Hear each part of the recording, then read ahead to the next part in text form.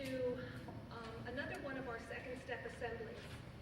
Today I feel that it is an honor and a privilege to have the person speaking with us today. This is Mrs. Annette Burnham, who is presently living in the Harrisburg area, and she was a part of the French Resistance. And as many of you know, especially our 8th grade students right here, front and center, have been studying the Holocaust and have a pretty good understanding of what has been taking place in the 1930s and 40s, as it was in Germany. And I know that the rest of our students, our 6th grade and our 7th grade and 8th grade yesterday, was able to hear and view the video on the French Resistance in preparation of today. I would like to say I think we have a most delightful person with us. She has been a joy to talk to as we've come to Millersburg, and she even has some ties to Millersburg from her husband's side of the family, which is very interesting. But I don't want to take up any of her time. I would like to introduce to you Annette Burnham. Thank you for being here.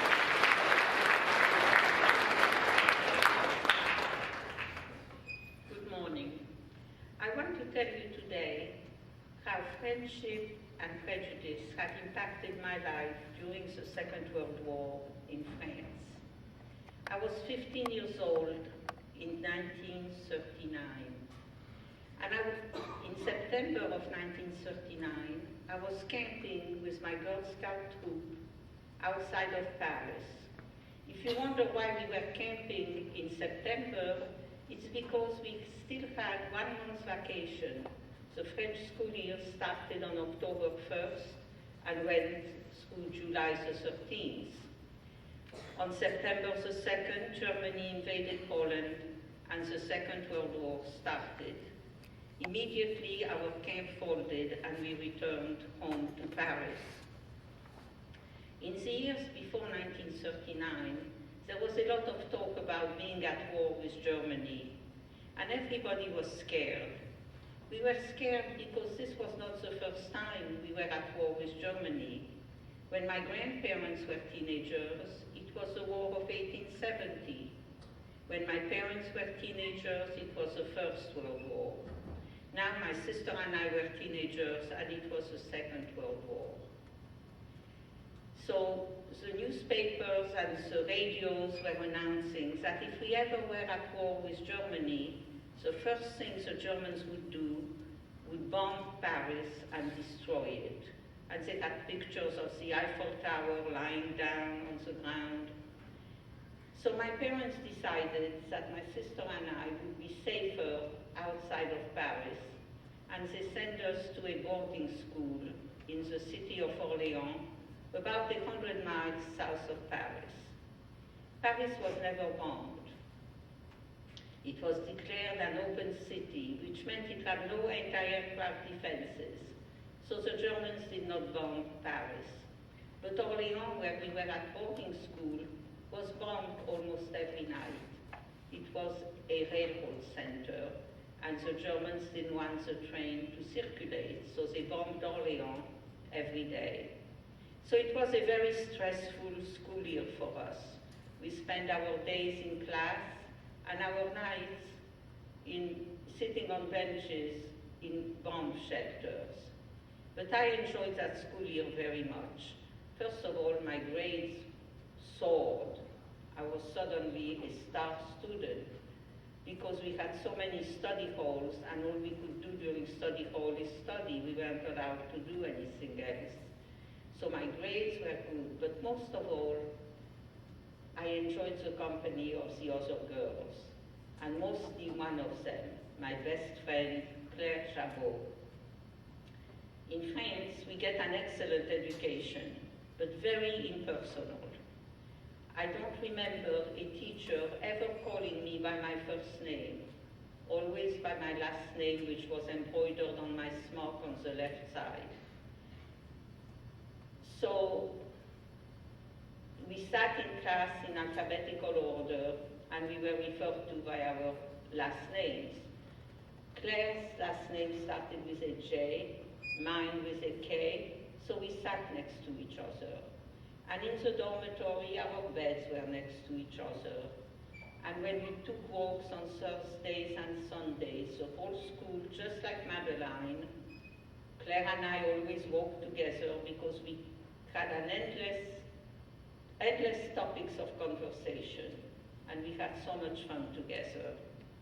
Well, in May of 1940, the school year wasn't quite over yet.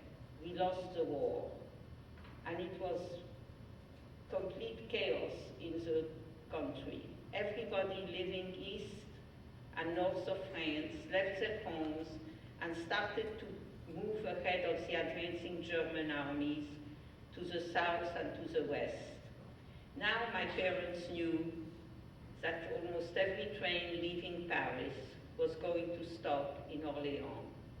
So as soon as my mother heard about that we lost the war, she packed a few things in my Girl Scout backpack, went to the station and boarded the first train she could get on.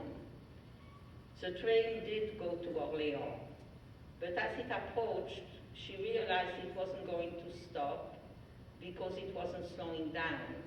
So she asked some men to lower her over the window and drop her as the train zoomed through the station. So the school was closed.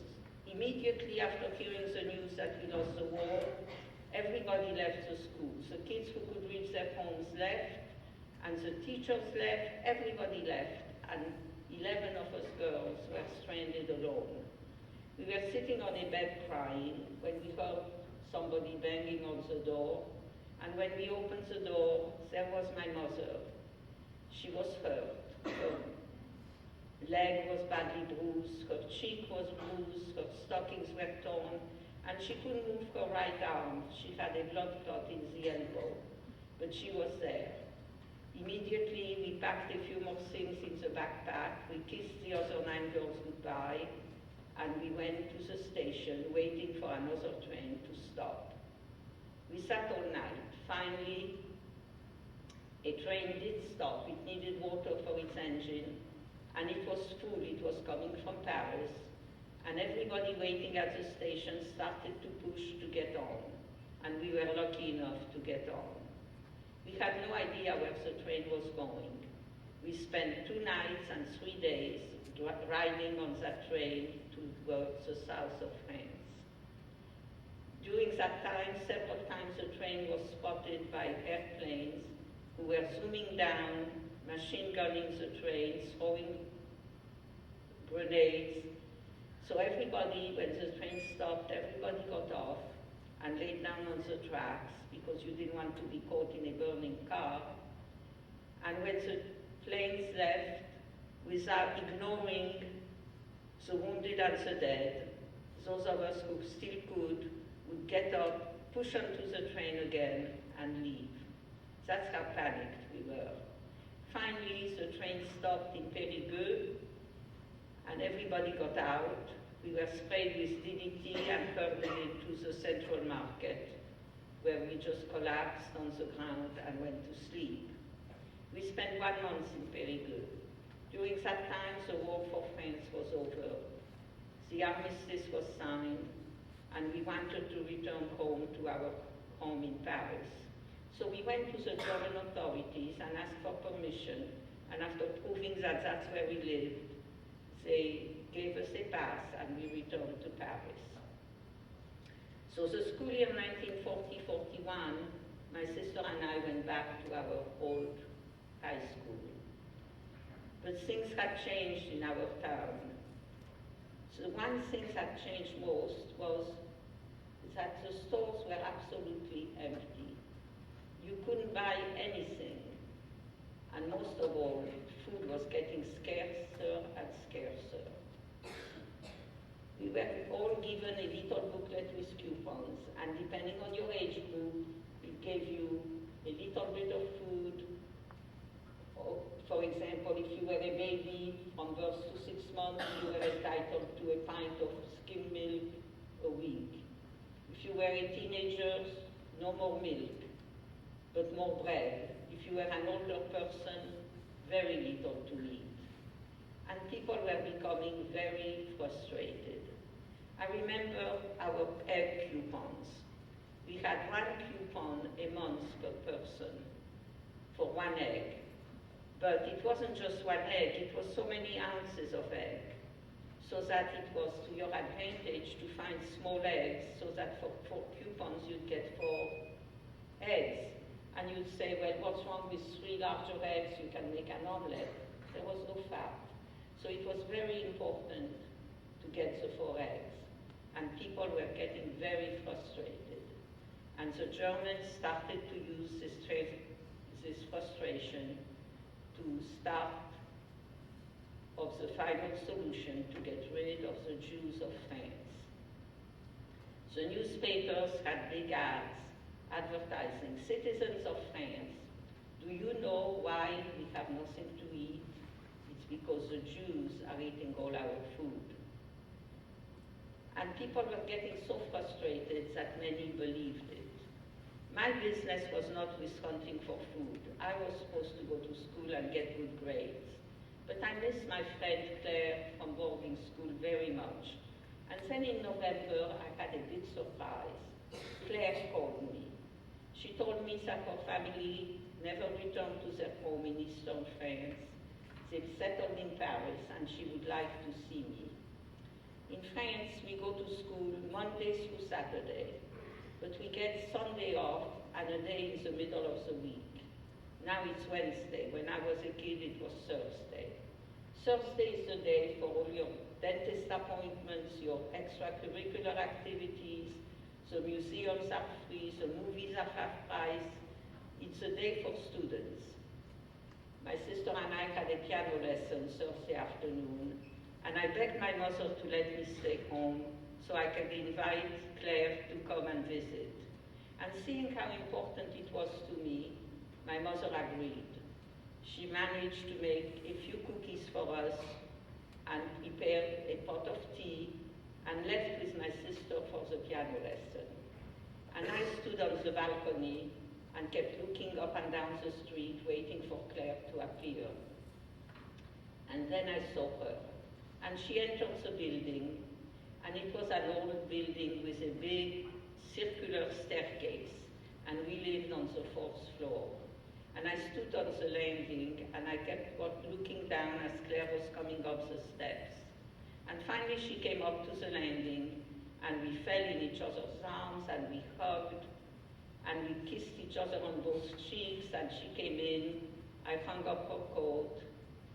We sat down in the living room. I brought the tray with the tea and the cookie, and Claire looked at me and said, you know, it's terrible that we lost the war, but the Germans will do 2 good things for us. First of all, you and I will be able to meet occasionally on Thursday, and then they'll get rid of the Jews for us. And I looked at her and I said, Claire, I am Jewish. And she looked at me and she turned bright red and I started to cry. And we both stood up, went into the entry. I gave her her coat and she left. And I never heard from her again. And this was the first time that I encountered anti-Semitism. And I just couldn't understand why my best friend, who was so much like I was, who laughed at the same things I did, suddenly wanted the Germans to get rid of me. And I wondered if she thought about me all through the war, if she wondered if I was in a camp, if I was tortured or killed. I don't know. I never heard from her again. And I was devastated. When my mother and sister came back from the piano lesson, I was just sitting on the couch sobbing. But the next day I went back to my school, and there I had another best friend. Her name was Josette Bernay, and Josette and I had been friends since kindergarten. being a friend in France is different than being a friend in the United States. If your parents don't know each other, you never visit each other. So Josette and I, when we were in elementary school, our friendship consisted of playing together during recess, just the two of us. Now that we were in high school, our friendship consisted of walking to and from school 4 times a day, each time half an hour. So we had 2 hours every day to just walk together and talk. And that was the extent of our friendship. But we liked each other very much. Now you may wonder why my friend Claire did not know that I was Jewish. I wondered about it myself, since in the United States, people know kind of where other people go to church. But in France, it's different. One reason, I think, is that there are no official document that lists your race or your religion. Not your birth certificate, not when you go into the hospital where the first thing they ask you is, what is your religion? It's just never mentioned. And another reason is that we do not socialize around the churches. There is no kitchen in Notre Dame Cathedral, nor any other church or synagogue. You go to church to pray, to get married, to have your first communion, and then if you want to entertain, you have to go home or to a hotel or to a restaurant. So really, the people you meet in church are not your friends. They are just parishioners who go to the same church as you do. So I think this is one of the reasons. Well, one day in April, the Germans were finally ready to really start with the final solution. We opened the newspaper and we found an ad saying, anybody who was Jewish or had a Jewish ancestor 3 or 4 generations removed was to register at their local police stations by alphabetical order, starting on the 1st of the month. People whose last name started with A, and so on until everybody was registered. People wondered, should we register or should we not? But the ad said, if you do not register and a neighbor or anyone will know that you are Jewish and denounces you, that person will receive a large cash reward. So people thought it over and decided that it was less dangerous to register than to be denounced and be immediately sent to a concentration camp because somebody wanted the money for denouncing you. When our term came, it was the middle of the month. When we came to the police stations, there was a line of people waiting, and among them there were several priests and nuns in their habits who were waiting to register as Jews because they had a great-great-great-grandmother or grandfather who was Jewish. When our turn came, we entered the building and we approached the desk where a man with a big register was taking notes. He asked to see our identity cards. So we showed them to him. This is a French identity card. It's just a little booklet. Inside is your picture, and on this side is your name, birth, date, and place of birth. And on this side, it's a description of you. Color of eyes, color of hair, shape of face, and so on. Nowhere is there religion or race. After he copied all that, and after he asked my father what bank he uses, what was his bank account, what was his business, and where was it, the man returned the cards to us, but not before using a big stamp, rubber stamp, and stamping the word Juif, which was Jew in French, inside the card. This is my identity card, but it's not my real one. The one with the word Jew we burned when we went into hiding. This is a false identity card where it's not my name. My first name is right, but my last name is different. And instead of being born in Paris, it said that I was born in Oran, Algeria, so that it would be more difficult to find out where my birth certificate was. Then before we left, in exchange for underwear coupons, we had to buy a certain number of Jewish stars, like this one, with the word Juif on them. And with it came a paper telling us how to use them. On the first of the next month, when everybody was registered, we were not allowed in any public place, anywhere in public, without one of those sewed on the left side of our chest. And it said sewed on, not basted, so you couldn't take it off. And if you were a student, it said you were not to carry your books in your left arm. This had to be in full view at all times. So when the day came that I had to go to school wearing this star on my chest, I was very worried. I worried about the people on the street, how they would react to me, whether they would push me or insult me.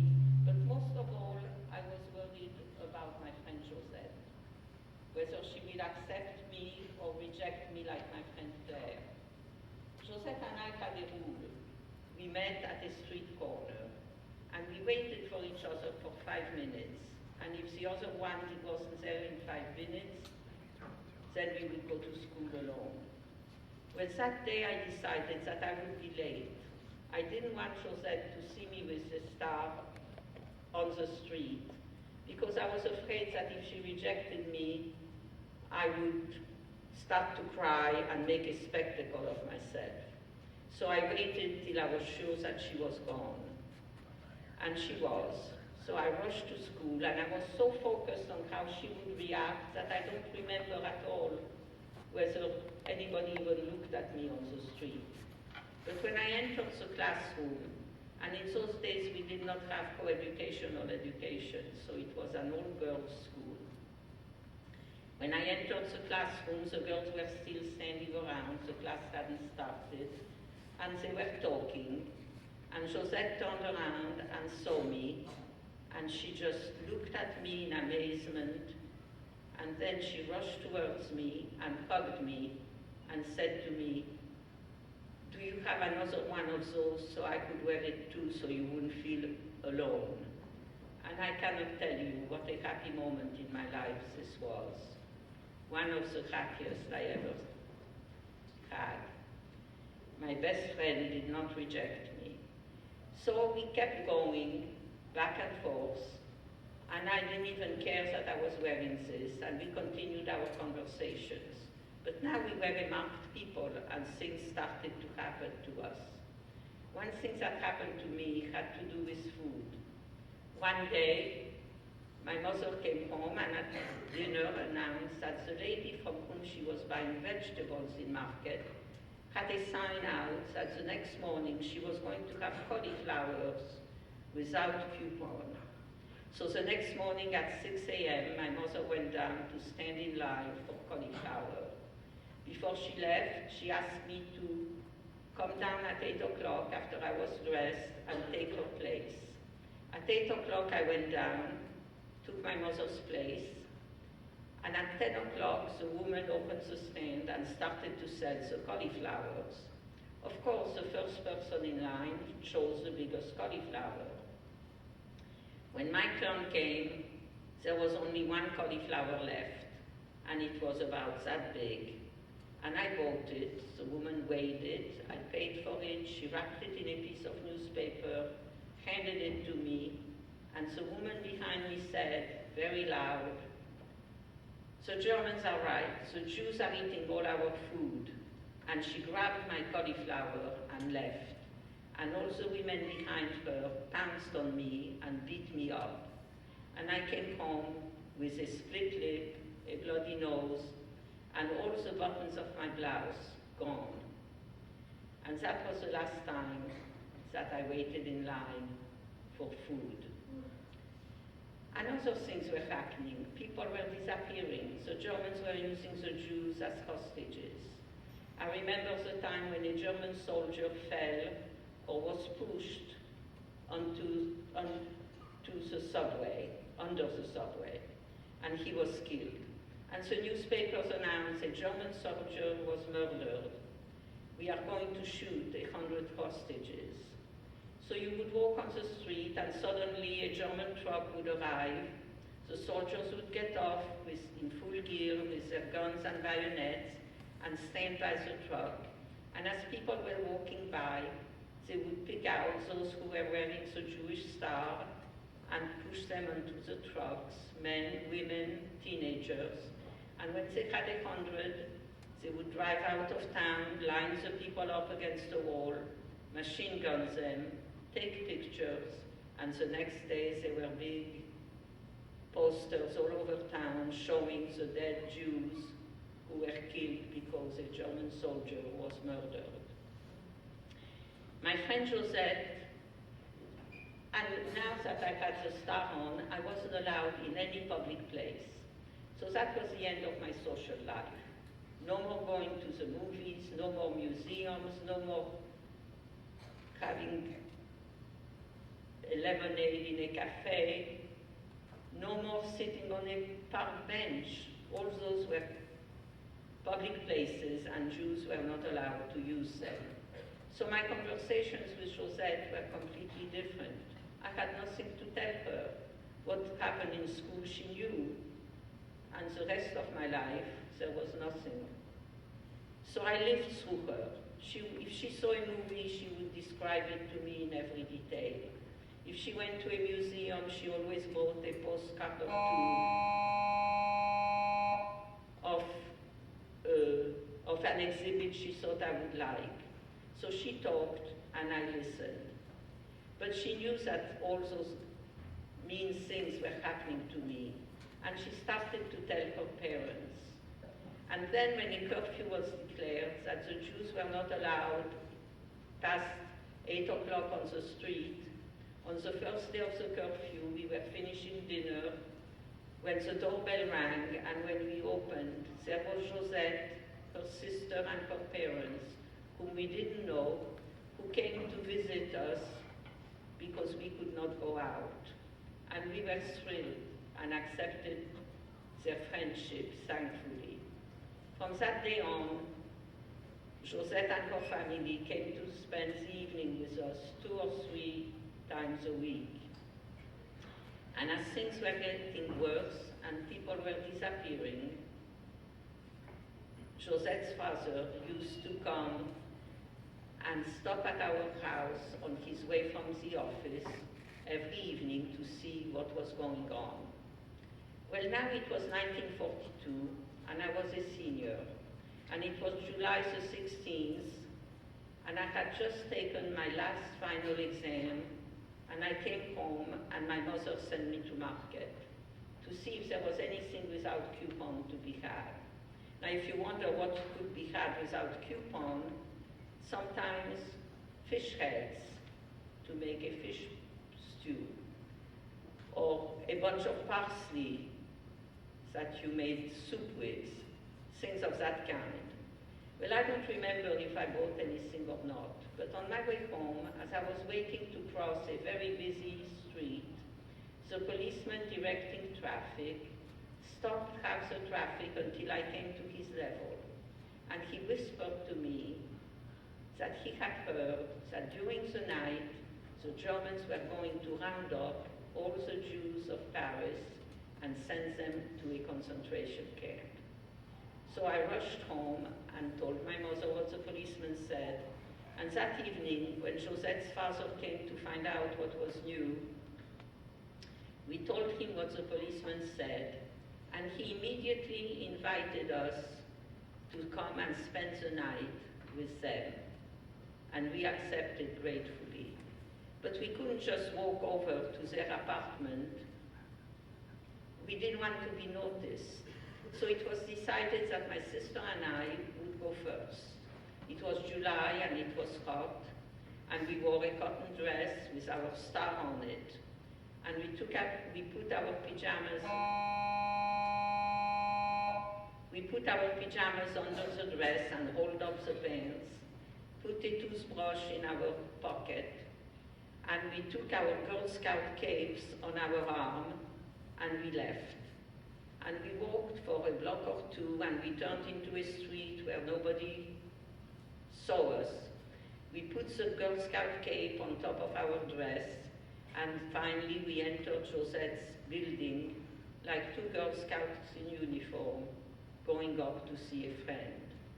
Half an hour later, my mother came, and an hour after that, my father came. And that was the first time we visited in our new friend's apartment. We had dinner together, and after dinner we settled for the night.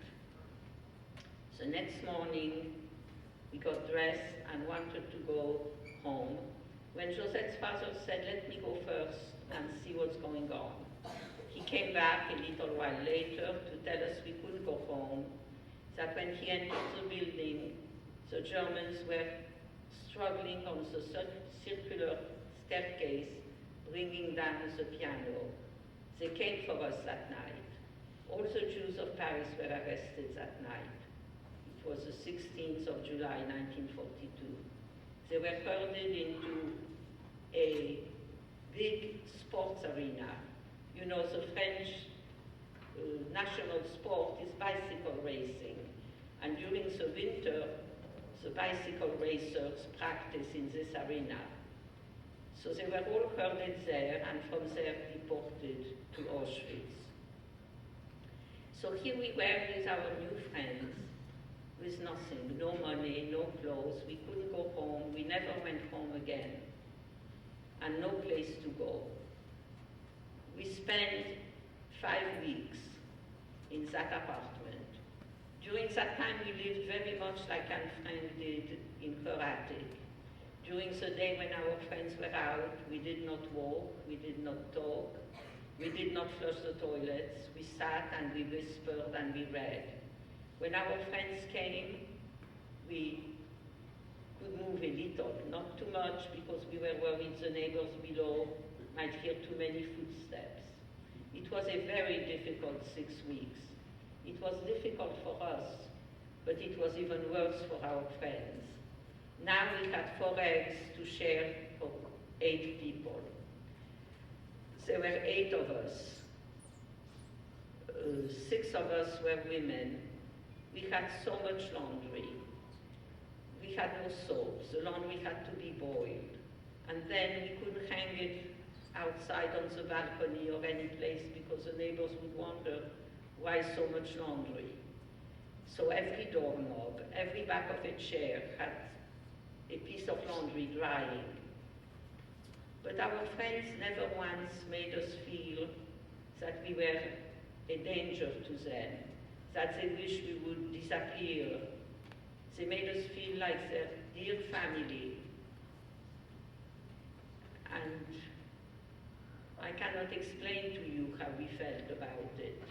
My parents were always optimistic. They felt that the war couldn't last much longer, and that's why we waited. But after 5 weeks, they realized the war was not ending. So they went out and came back that evening to announce that they had found a place for my sister and me in a convent. And that once we are safely in the convent, they would go out and be arrested and deported. But Josette's father didn't like this solution. He had another idea. He had a friend living in the country west of Paris. He was the headmaster of an elementary school, only 4 grades. The French farm children didn't go to school past the 4th grade in those days. So he and his wife managed that school, and he was also the secretary to the mayor, who was illiterate. So he knew everything that happened in the village. So our friend went to talk to him, and the 2 of them found an abandoned farmhouse, and they rented it for us. Then Josette's father came back to Paris, and we decided, it was September by now, and still vacation time, that he was going to take us to that village. But in order to board a train, we had to show our identity card. And we could not show ours because it had the word Jew stamped in red letters. So he decided that he, my mother, my sister and I would go as his family, and that my mother, my sister and I would carry the identity card of his wife, Josette, and Josette's sister. So then we left and went to the station, and when we got there, the train was waiting. People were standing in line, single file, and at the beginning of the platform stood a German soldier in full gear, bayonet attached to the gun, and on the other side, a man in civilian clothes from the Gestapo. And everybody carried their identity card open like this, and as you were ready to board the train, you had to show it to the Gestapo man. As our turn approached, Josette's father whispered and said, when our turn comes, let's just show all 4 cards at once. Maybe they will let us through. And that's what we did. As our turn approached, we all pulled out our card. The man looked at the picture, at us, and waved us onto the train. And we left for the village. This man, Josette's father, risked his family to help save us. This is what we call the righteous Gentiles. If you went to the museum, you saw there is a whole place for them to be honored. He took us to the village, then he came back to Paris, and the next day, my father, Josette's mother, Josette and her sister, with the same papers, boarded the train, and they brought my father to us in the village. So now we were in this village, which was completely primitive. No plumbing, no running water, no electricity. The house had 2 rooms and a little barn attached to it, a garden in front that hadn't been used, dirt floors, and no furniture at all. But my parents were sure that the war would end by the end of August, when the wheat was harvested. But August came and the war did not end. And September came and October came, and we realized that we were going to stay through the winter.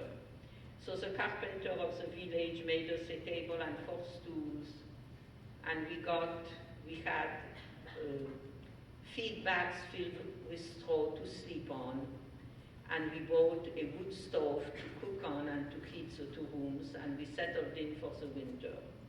When spring came, we started to work in our garden, because even though we were in the country, food was scarce. The Germans had to feed the whole German army in the east, in the Russian campaign, and every farmer had to declare every chicken, every cow, every calf to be born. So we could get milk and some perishables, but food was still scarce. So we started to work in the garden planting vegetables.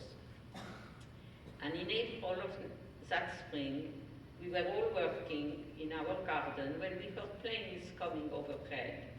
And when we looked up, there was a noise that we hadn't heard before. We looked up and one of the planes was on fire, and it was falling. It had been hit by ground fire. We looked, the plane was plummeting down, and suddenly a parachute opened, and the pilot was coming down. And we got really excited. We put down our tools. By now the plane crashed, the smoke was billowing above it, and we ran towards the smoke to try to see the pilot. We thought we were the only ones who saw it. But it was faster than we thought, and when we got to the burning plane, there were a few people around, and the Germans were around it, and there was no pilot to be seen anywhere. So we returned home and we were very disappointed. That afternoon, the school teacher, who knew that we were Jewish and who was helping us, came to our house, and he often came and asked me to run errands for him. And he would lend me his bicycle, and I would go to other villages and bring back whatever he asked me to. And those were my great joys of the week, just to get on a bike and go to another village. He asked me to go to another village, to the bakery, and ask the baker for his order. When I got to the bakery, the baker said he didn't have it there, but I was to get back on my bike and come with him.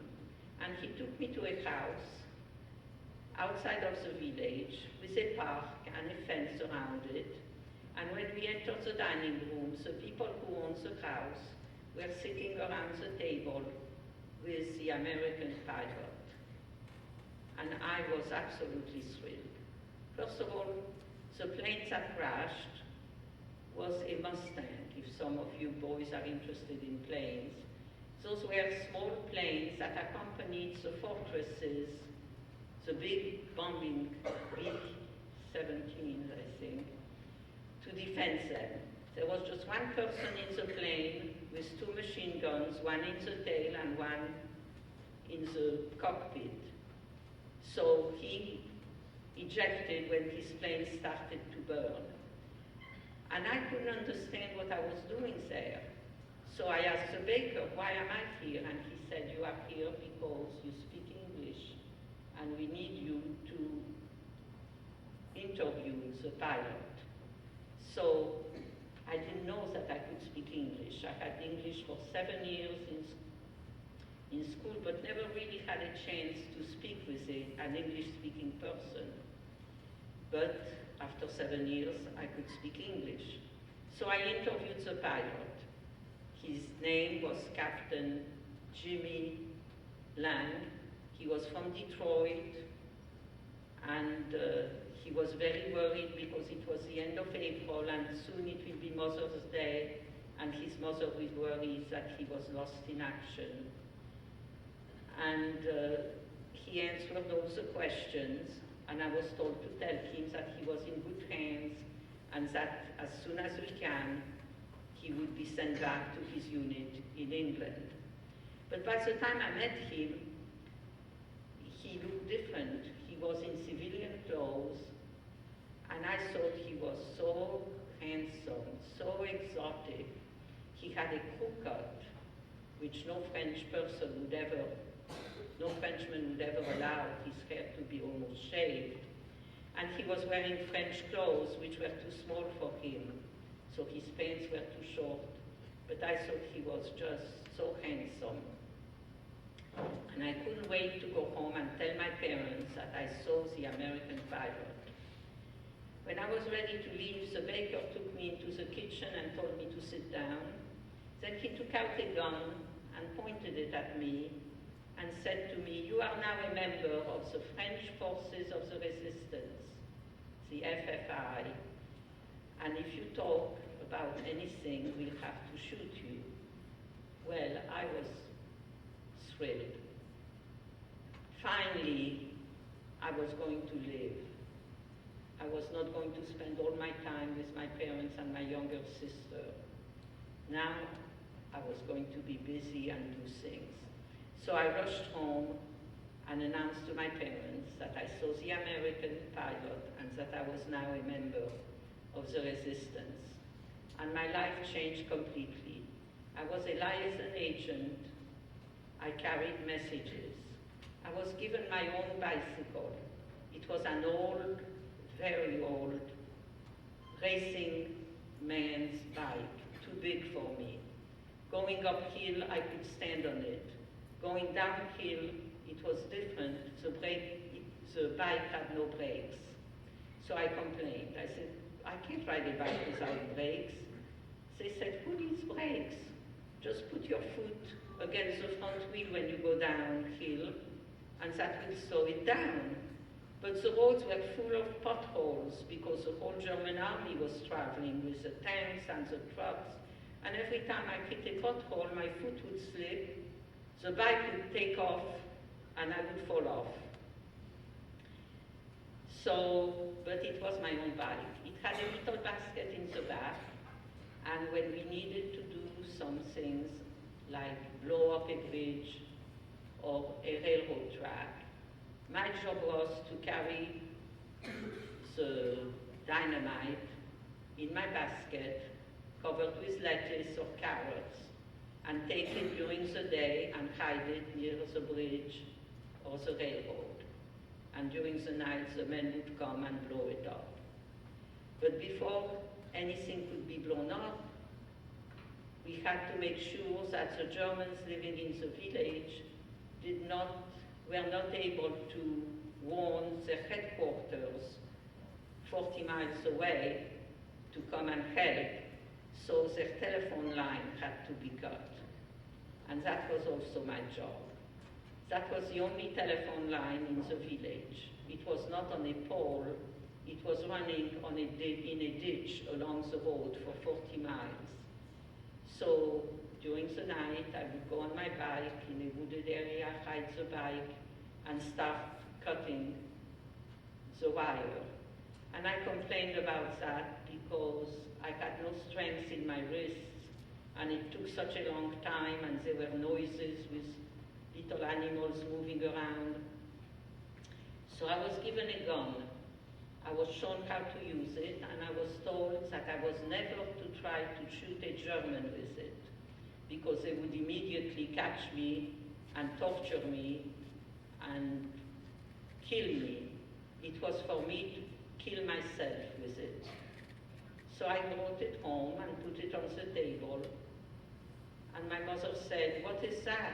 And I said, "It's a gun I'm supposed to kill myself with." And my mother said, "Oh, no, no, no." She took the gun and buried it in the garden, so I never carried a gun. As the war progressed, more planes were shot down in our area. It was my job to go and find the crews who had parachuted and to bring them civilian clothes and identity cards and walk with them to the house where I met the first American. So sometimes some of the crews were hurt, like had sprained ankles, and they had to be left in the woods, where I would go every day to bring them food and massage the ankle until they could walk again to be taken to that house. One of the things that I loved to do was when we received a secret message from England, because our leader was General de Gaulle in London. We got secret messages, silly messages like, "The calf will not be born on Wednesday." So whoever knew what that meant knew that on Wednesday, whatever he expected, he will not get it. The tiger will roar Monday night. So I don't know which one was our message, but when it was there, I was told to come during the night to a certain field and wait.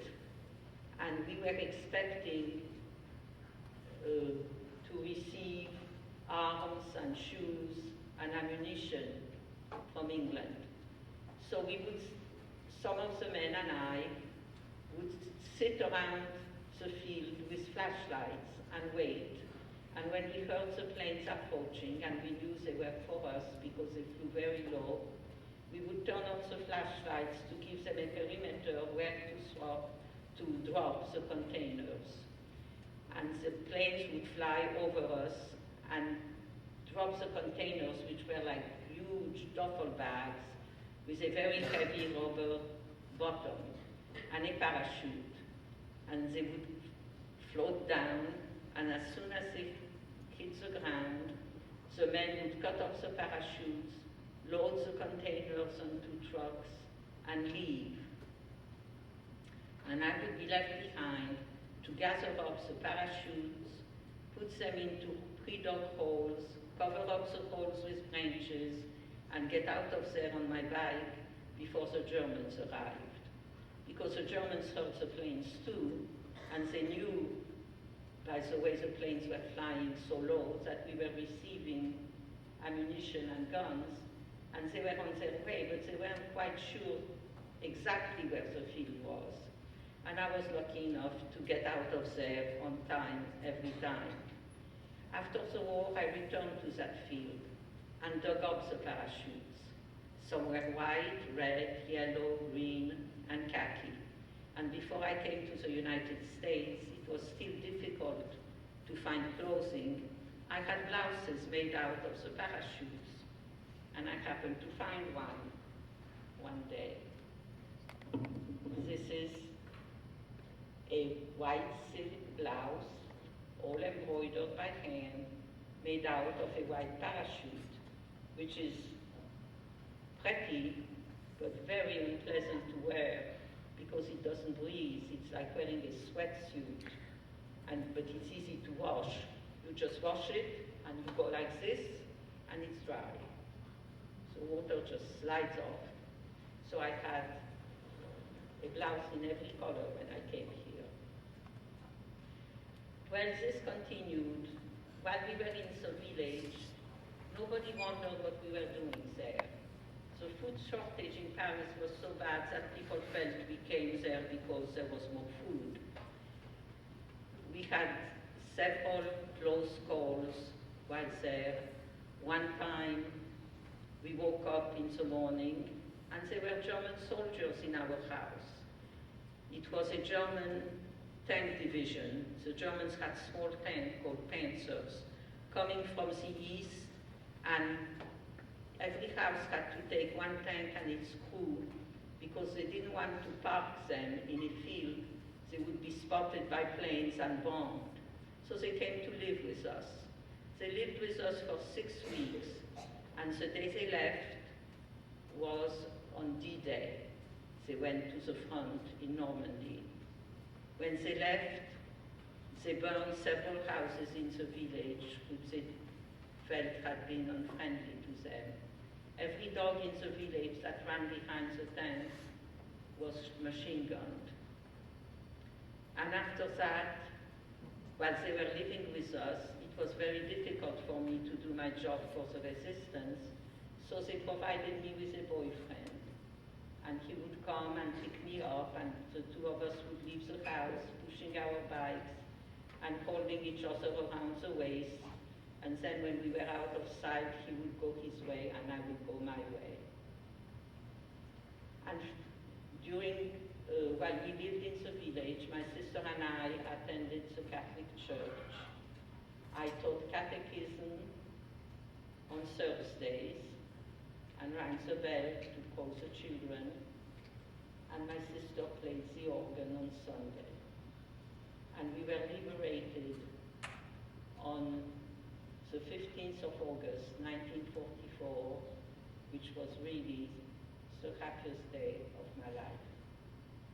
Thank you for listening, and I'll be glad to answer any questions you have.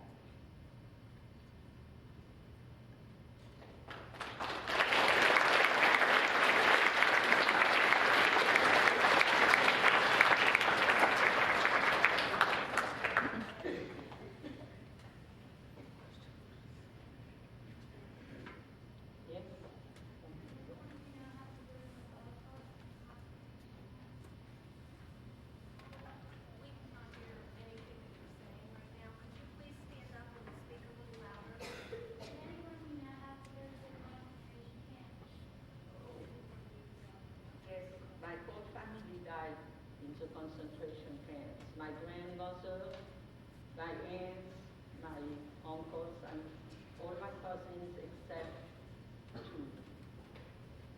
And one of my cousins, was he lives in England now. He was in the United States in November. There was a picture of a young boy in a concentration camp, and the museum advertised, if you know who this is, give us a call. It was his picture. He survived the camp. He was taken mother and twin sister, and his mother and sister were killed, and he survived. And it was his picture in the camp. So he came to the museum and spent the days there. I don't know what he did exactly. But yes, all my peripheral family died. Yes, thank you. Yes? What was the scariest thing that ever happened to you?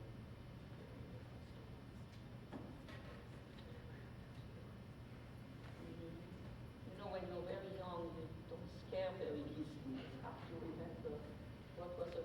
Well, when we opened our eyes and found the Germans standing around our bed, they came in through the window to tell us that they were digging up the garden and putting the tanks there.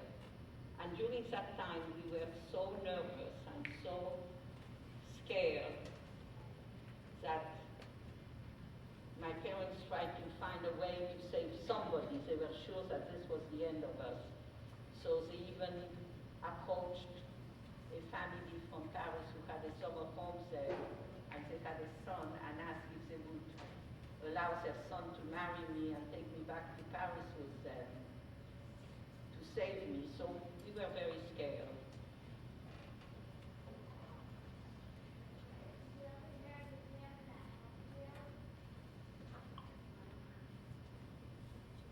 Also, my friend Josette is still my best friend. She still worries about me.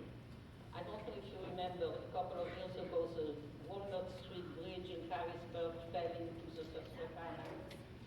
And she called me immediately. She said, "What kind of weather do you have up there? Just pack up and come." She still lives in the apartment where we were hidden.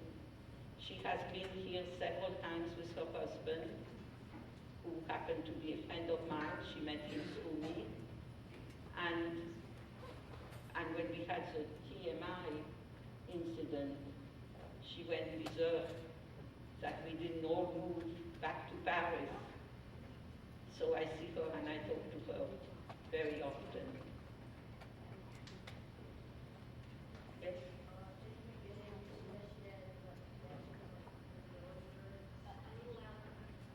Could you please stand up so we can hear you? I'm sorry.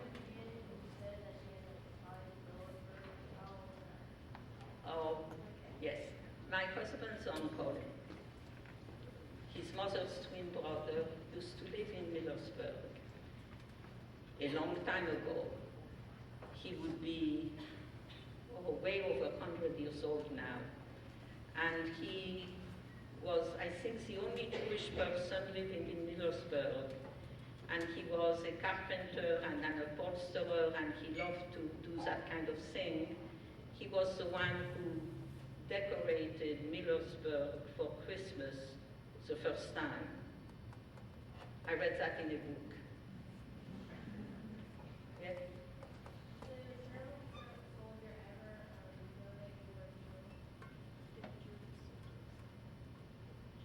Oh no, they did not know. Oh no, they couldn't know. We wouldn't be here if they knew. Those soldiers were very young. It was towards the end of the war. They were very young men, and they were coming from the Russian front, and they behaved very well. They slept in our barn, and they took their meals with us.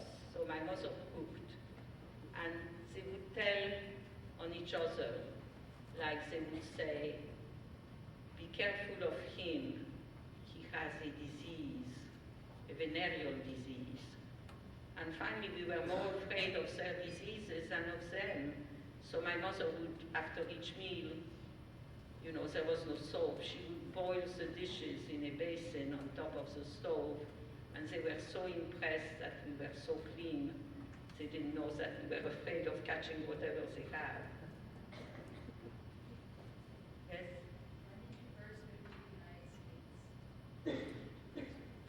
Oh, yes. Well, after Paris was liberated, the war wasn't over. That was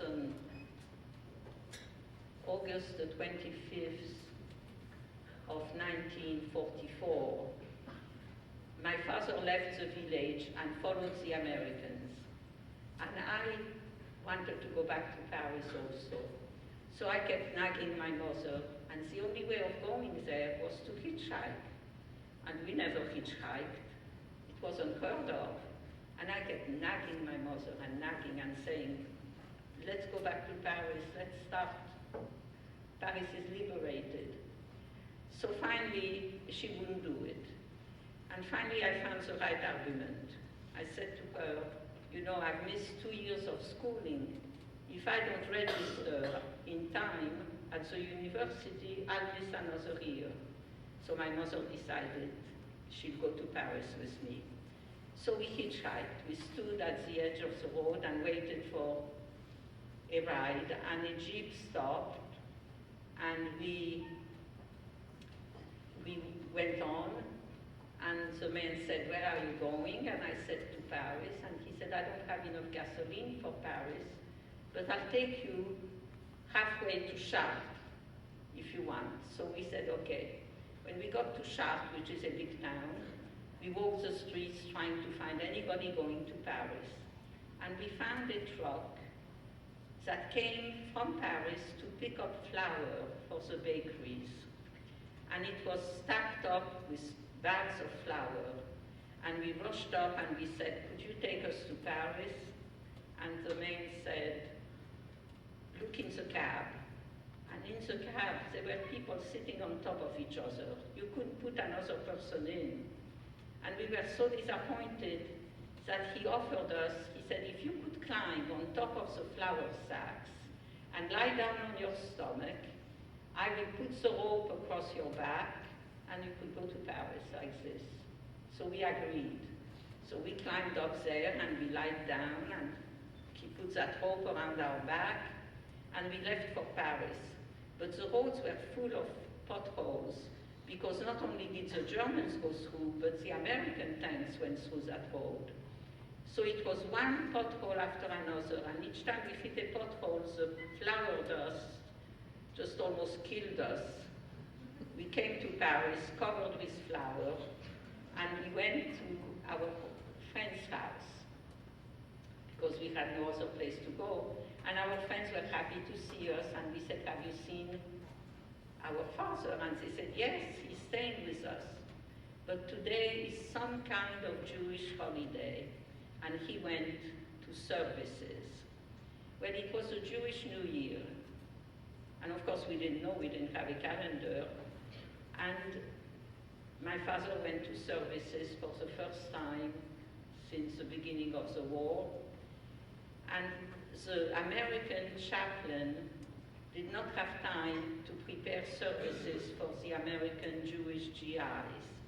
So instead they brought them by truck to the different synagogues. And when I came to the synagogue, the service was over, and my father was trying to have a conversation with 3 Americans, but they did not speak French, and my father did not speak English. So I arrived, and I said, hello, how are you? And one of those 3 GIs was so impressed with my English that he asked me to marry him. And that's why I came to the United States. So you see, the moral of the story is study foreign languages.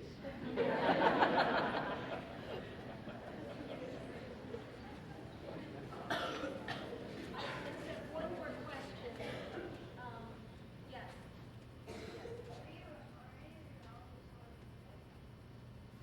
Are any of the relatives living today? Yes, my parents passed away, but my sister is living in Paris with her husband and her son. And I have my cousin in London. And one more cousin who survived living in Brussels. So we are a little scattered, but we see each other whenever we can, and our children know each other and are friends and see each other often. Thank you.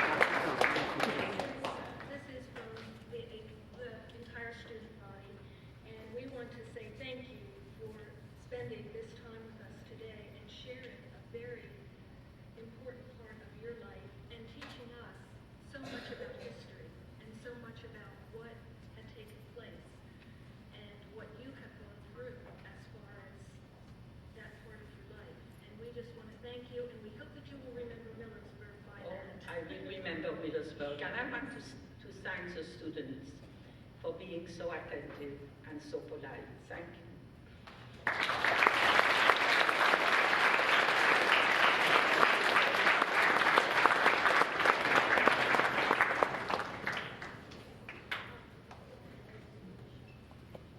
This is the check that we are going to be sending to the Holocaust Museum in remembrance of the tribute. Thank you very much. Thank you.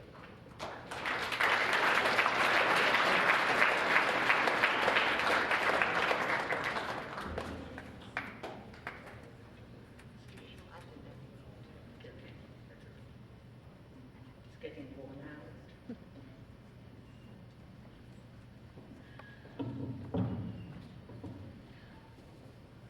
I would like to say a huge thank you to our student body for your attentiveness today. There were so many things that were said here today that you don't even know where to begin to thank Mrs. Berman for coming to share those kinds of things with us. A part of her life that was just very difficult, very challenging, and yet for today, it teaches us some lessons. And that lesson on friendship, if you heard what her friend and her friend's family did for her, we can learn from that today. And I hope, and it is my prayer, that we will take that away, and we will also be people that were like Mrs. Berman and her friend, who were able to stick with one another, even when it meant risking your entire life and your entire family's life. I'm not sure that we fully understand that today. And I just want to say that I hope that we can learn some lessons from what she had to say. Another thing I'd like to just thank you for sharing those personal experiences. They are very heartwarming in so many ways. And so thank you. Tomorrow you will be having second step, and you will be having a period where you will be talking about what took place today and what you heard take place today, and be able to talk to your teachers and try and get some questions and answers that you may have, and that will be in a much smaller group. And so I hope that you will be able to think between today and tomorrow about what you would like to ask your teachers, what you would like to share, what you have learned about today, and what you can take with you as you heard her speak. It is going to be our lunchtime, and I will allow Mr. Krause to dismiss you. But again, I want to thank you, teachers and students, for your attentiveness today. You did a great job. I thank you.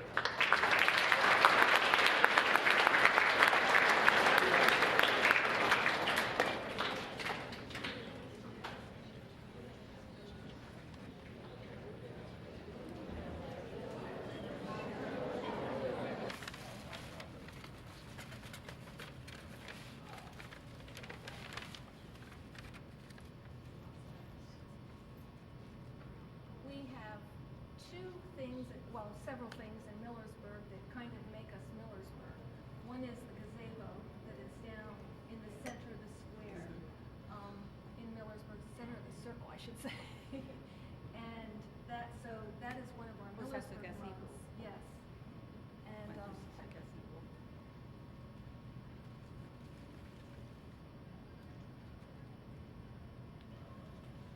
Oh, thank you so much. You're I really welcome. can use that. You're welcome. And the other one is Millersburg Ferry. We have the ferry that takes cars and people back and forth in the summertime from Liverpool over to Millersburg. And so we just wanted to kind of give you something from Millersburg. Oh, thank you so much. Here's a little bit about the artist that whenever you get home.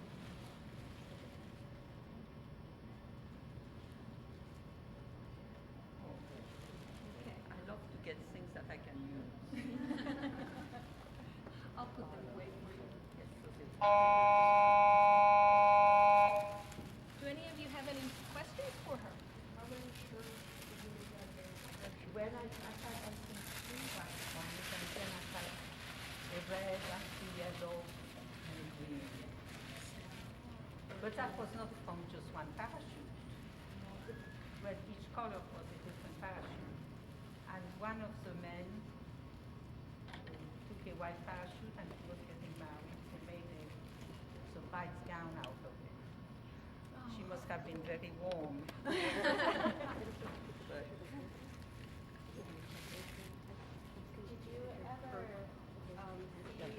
Did you ever see your best friend again? never heard from her. So did you marry that guy then that asked you? to Yes, marry? he didn't ask me right then. Oh, I thought that's No, he was stationed outside of Paris, and every Saturday he got a day's pass. So he would come and wait for me at the university because I had classes Saturday morning. And then we would just walk around Paris and go to the museums. And then he would go back. And then one day he disappeared. And that was when the Battle of the Bulge was going on. So we were supposed to go with my friend Josette, and he was supposed to bring a friend. We were going to go to the Folie Bergère, which was a theater that soldiers like to go to, with dancing girls. And they didn't come. So I thought that was it. And then the letters started to come. He wrote to me every single day. And then one day,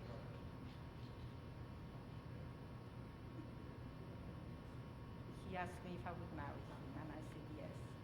So from that day on, my father wouldn't let me go out with anyone. And I wanted to go to theater, I just wanted to go out. And it was impossible at that time to get tickets for anything because everybody had priority. So anybody in uniform had priority. So you could wait in line and people kept passing in front of you. So I wrote to my friend, my soldier friend, and I said to him that I didn't want him to write to me again, that I wasn't going to marry him. And the minute I posted the letter, I was sorry. And I was punished for 3 weeks, I was sorry. And then the letter came back. It came back saying they can't find him. So he never knew. I told him now because we are married for 58 years. Oh, wow. So I felt safe to tell him that I wrote this letter. So, well, when did you meet back up with him then? Well, then he came back to Paris and we made plans to be married and it didn't work out. His mother became ill and she was dying and they shipped him home with a month's leave. And he's from Middletown. So he went back to Middletown and during that month the war ended in Europe and they would not send him back. So it took another year for me to come here. You scared me.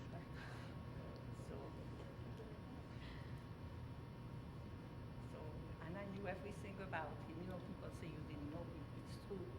His sister started to correspond with me and his mother.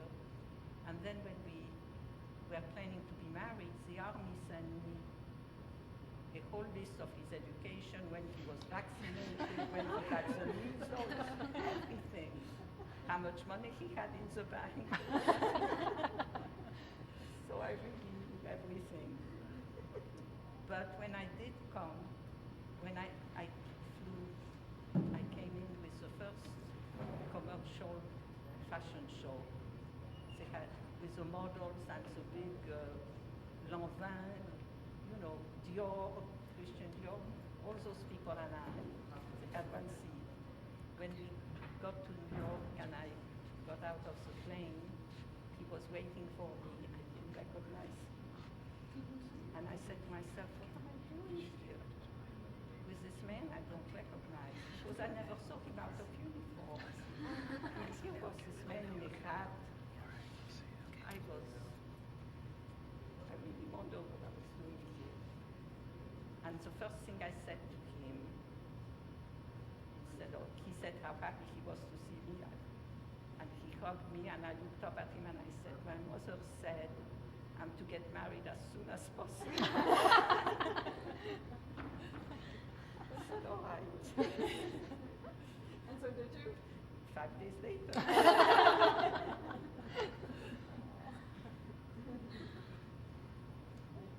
Yes, that was very hard for my parents to let me go not being married.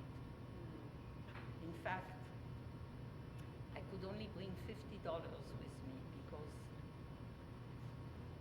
our country was broke.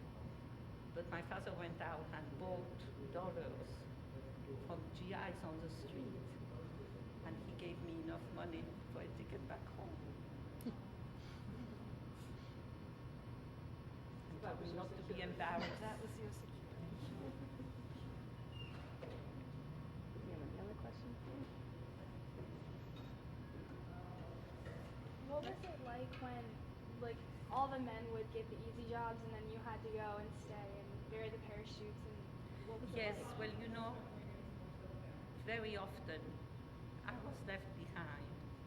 Like one time, I was with an American in that house when suddenly a German truck came into the house. They were looking for a house for headquarters. So the men who were with me from the resistance jumped out the window. They had their bike, it was on the ground floor, and left. And they told me, you stay with the American. And the Germans came to look, the officer came to look at this, and there was a deck of cards, so I took the cards and we pretended to be playing cards. But I was the one who was in danger. They had left. And after the war, they were all decorated, all the men, but not I. And when I said something, they were amazed. They said, a medal? But you're a girl. They said, if you had been killed, we would name a street after you. That's nice to know. And if you read books on the French resistance, you will see that none of the women were decorated, and they did all, the men did the planning, and the women did the dangerous work. They carried the papers. If they were caught with the papers, they would die. So that's how it went. Was there any other women that you knew in the country? No, and I knew very few people. The less you knew, the better. I knew maybe 3 people. And, and when the war started, I was 15. When the war ended, I was 20. But I had the mentality of a 15-year-old. I had never had a date. I had never worn stockings. One time, after the war, when we finally got an apartment, one day the doorbell rang, and I opened the door, and there was a friend of the family who had just survived the concentration camp. And he came and he looked at me and he said, "Is this where the fair live?" I said, "Yes, come in, Danielle." And he said, "You know me? Who are you?" I said, "I'm Annette." He said, "Annette? With the knees?" I said, "What do you mean with the knees?" "Well, I always wore pleated skirts that stopped here and knee socks." So to him, I was Annette with the knees. Until I was 20 years old and not wearing knee socks anymore.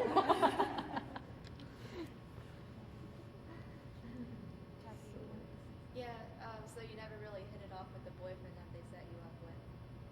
Oh, well. I knew him before. He was my boyfriend before.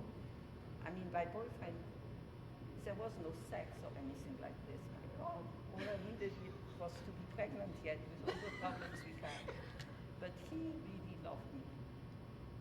I would say he was the man who loved me unconditionally. He thought I was wonderful. And now he's 83 and he's married. He couldn't understand that I wouldn't marry him. As you said, he just didn't get it. First of all, he didn't know what a Jew was. He didn't know that he was a farmer. And we were from a different class of people. We had a different education. So he couldn't understand why I wouldn't marry him. So he got married and had a happy life. But his wife, he told his wife about me, and she's made his life miserable. And he writes to me twice a year, for my birthday and for New Year. And I don't write to him because he doesn't want me to have his address. His wife Isn't that silly? But it's nice to have had somebody who thought you were wonderful.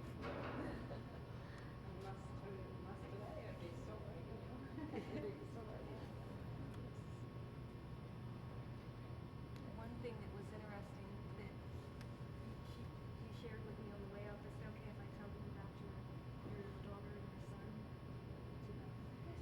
I'm putting that over to you. Um, in her marriage, she has a son and a daughter, and a most beautiful part of her daughter is that she Oh, had. about the baby. Yes. My daughter who is 50. Oh, she'll be 54 this year. Tried to adopt a baby 12 years ago. She has two daughters.